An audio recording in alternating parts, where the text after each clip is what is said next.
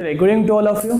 आज हम स्टार्ट करते हैं। हमने लास्ट वीडियो में पढ़ा था cash book with a single column, जिसमें हमने ये जाना था कि सर कैश बुक हमें बनानी है तो हमारे पास दो अकाउंट थे जिसमें हमने सिंगल कॉलम में कैश साइड जब भी हमारे पास अमाउंट आता है तो हम कैश में लिखते थे डेबिट साइड, और जब भी अमाउंट जाएगा हम लिखते थे क्रेडिट साइड। आज हम पढ़ेंगे डबल कॉलम और ट्रिपल कॉलम। डबल कॉलम और ट्रिपल कॉलम में जो हमारा अकाउंट्स रहने वाले हैं, डबल कॉलम में आपके पास कैश और बैंक दोनों कॉलम आ जाएंगे, और ट्रिपल कॉलम में cash bank with also discount column आपके पास एक और आ जाता है। बात करते हैं सर इन तीनों बुक्स को हम एक साथ क्यों बना सकते हैं। रीजन इज दैट सर हमारी काफ़ी ऐसी ट्रांजेक्शन्स होती है जिसमें हम पेमेंट कैश या बैंक दोनों को साथ में करते हैं, या फिर हमें पेमेंट रिसीव होती है कैश और बैंक की साथ में। जैसे कि हम कोई भी हमने सामान परचेज किया तो परचेज करते वक्त कई बार ऐसा होता है सर कुछ पेमेंट हम कैश से करते हैं, कुछ पेमेंट हम बैंक से करते हैं। ऐसी एंट्रीज में हमारी एक चीज़ कॉमन होती है कि सर जैसे हमने कोई गुड्स परचेज किया तो परचेज इज कॉमन, अब वो चाहे पेमेंट हम कैश से करें और चाहे हम बैंक से करें, तो हमारी उसमें परचेज कॉमन रहेगी। कई बार हम सेल्स करते हैं तो सेल्स कॉमन है, अब जो भी पेमेंट रिसीव आ रही हो चाहे वो कैश से आ रही हो चाहे वो बैंक से आ रही हो।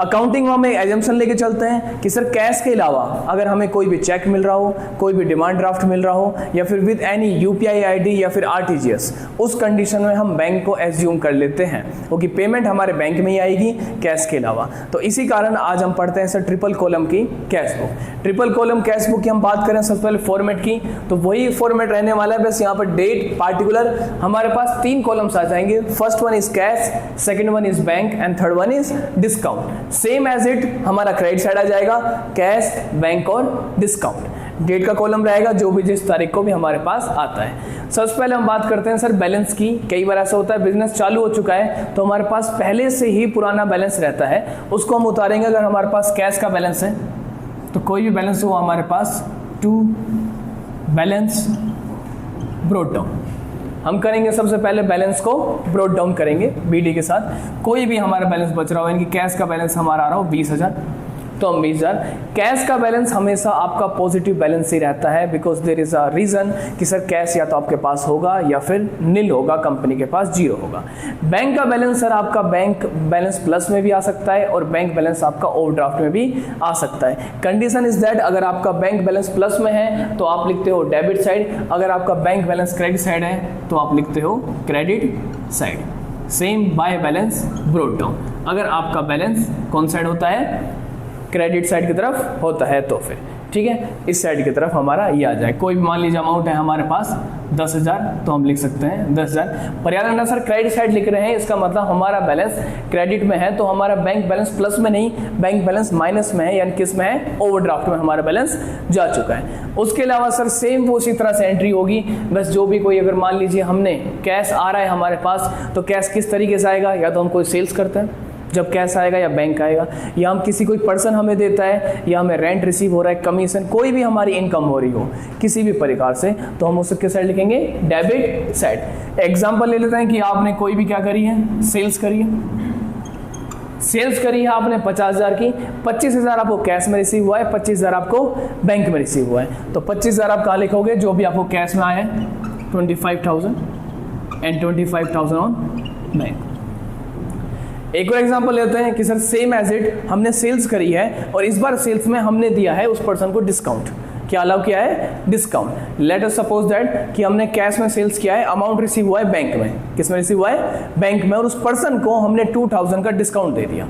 तो एंट्री क्या होगी हमारी, कैश आएगा cash account debit cash account debit, discount allowed account debit to sales. तो यहां पर मेरे पास दो चीजें डेबिट हो रही है, एक तो कैश, एक दूसरा डिस्काउंट अलाउड, बट अगेन एक चीज कॉमन है वो है क्रेडिट में सेल्स।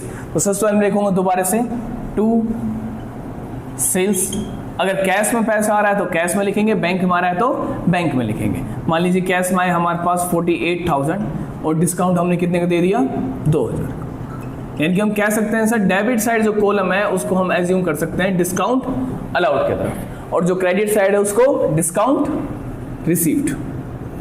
यानी कि जब भी हमें डिस्काउंट देंगे हम डेबिट साइड रिकॉर्ड करेंगे, जब भी हमें डिस्काउंट मिलेगा हम क्रेडिट साइड रिकॉर्ड करेंगे। क्रेडिट साइड के लिए एंट्री कोई भी आप जब सामान परचेज करते हो, आपने कोई गुड्स परचेज करे हैं जिसमें आपको कैश में आपने पेमेंट करी है 98,000, 2,000 का आपको मिल गया डिस्काउंट, तो कैश जाएगा तो किस साइड रिकॉर्ड करेंगे? Credit side. By the name of किस लिए जा रहा है कैश? कि आपने क्या करा है? गुड्स को परचेज करा है। तो परचेज करने पे आपके पास कैश गया है 98,000 और आपको डिस्काउंट मिल गया कितने का?